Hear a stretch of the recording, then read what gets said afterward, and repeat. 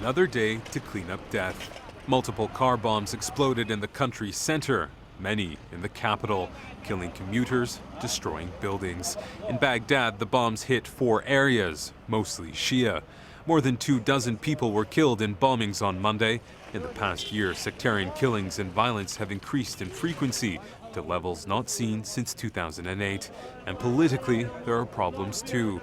One of the country's most influential Shia leaders, cleric Muqtada al-Sadr, on Monday quit politics. The 2003 U.S.-led invasion of Iraq propelled Sadr's movement, both political and militia, to prominence. He helped bring the prime minister to power. Now he opposes him. جاءت حكومة تكتم. A government came to power that shuts up the opposition, kills its opponents and fills jails up with them. A government keeping a monopoly over everything and no longer listens. It doesn't even listen to the voice of the religious leaders or the voice of their partners and their complaints. We, the Sadris, are not interested in their seats of power. We only care to offer them guidance and to keep them away from mistakes. Still, he has many supporters who hold seats of power and threaten government.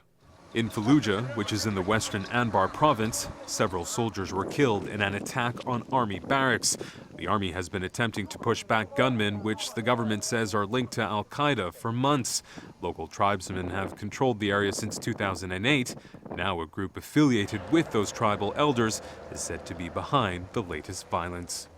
And along with all this, in just 2 months, Iraq is scheduled to hold elections with little political stability and even less security.